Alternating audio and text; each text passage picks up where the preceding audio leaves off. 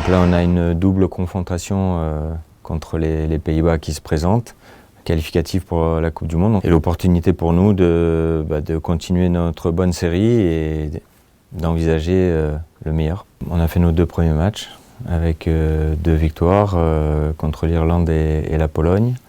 Donc 6 points, on est en tête du groupe. Les Pays-Bas ont fait une victoire, un nul, donc 4 points, 2 points derrière nous. On sait que dans cette phase de groupe, seule l'équipe qui finira première sera directement qualifiée.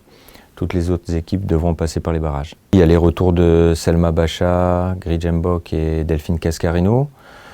Et voilà, une stabilité, je pense que c'est important quand on aborde cette double confrontation, d'éviter dans les tests ou d'essayer des choses. Voilà, c'est important de garder une stabilité aussi pour montrer la confiance aux joueuses qui sont là.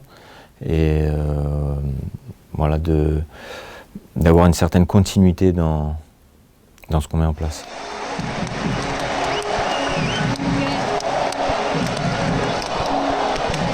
Ça rappelle un bon souvenir parce qu'on avait gagné le match, mais une première mi-temps qui était difficile et le retour à la mi-temps où on était mené au score. Donc une équipe, une nation de football voilà, importante, une équipe avec de très bonnes joueuses, des joueuses qui évoluent dans le championnat anglais, mais aussi certaines qu'on connaît qui sont dans notre championnat.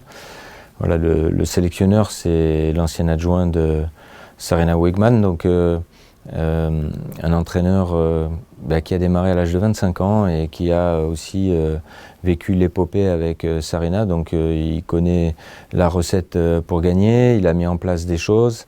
Elles ont quelques joueuses absentes, Jensen, Gronen qui s'est blessé avec son club, mais Van de Donk aussi, une incertitude sur Rourde. Parce qu'elle est un coup dans la liste des 23, mais des fois c'est une liste des 24, donc je pense qu'il ne veut pas encore donner toutes les informations.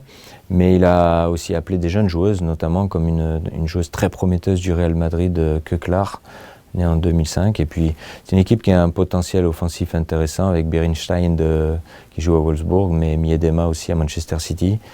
Deux joueuses qui dépassent les 100 caps et Miedema qui a mis, je crois, plus de 100 buts aussi en sélection. Donc voilà, un mix entre de l'expérience et des jeunes joueuses qui va nous offrir une belle opposition.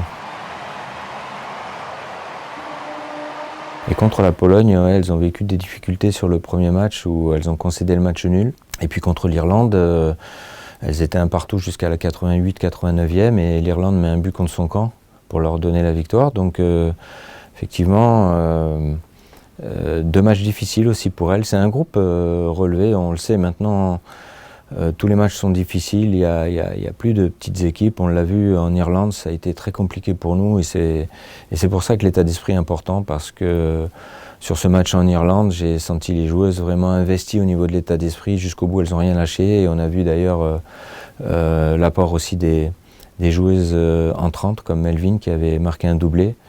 C'est pour ça que depuis le début de ma prise de fonction, je mets toujours en valeur le groupe, l'état d'esprit et tout ce qui touche à la cohésion, au don de soi et l'investissement et l'engagement des joueuses pour le collectif. Première victoire, retour, Coupe du Monde. J'ai été tenté de la laisser à disposition des U19 pour un tour qualificatif et lui permettre d'avoir 2 matchs internationaux complets.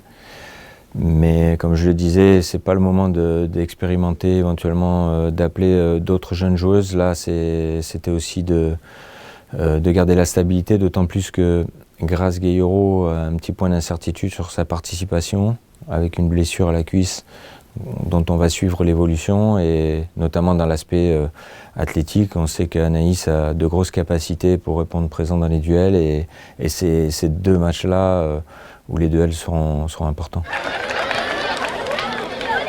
Elles ont beaucoup enchaîné là, sur ce mois de mars, entre la finale de la Coupe de la Ligue qui a été délocalisée, puis pour certaines Lyonnaises, les matchs de Champions League.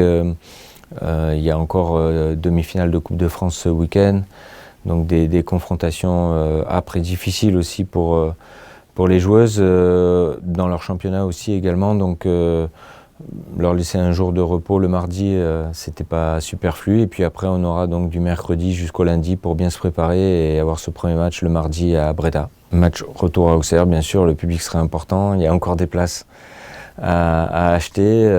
Il y a déjà plus de 8000 billets qui ont été achetés, donc c'est très bien, très encourageant. Le résultat de notre premier match peut aussi conditionner l'engouement du public sur le deuxième match. Donc on va tout faire, tout donner sur ce premier match et prendre les matchs les uns après les autres pour rendre fiers nos supporters.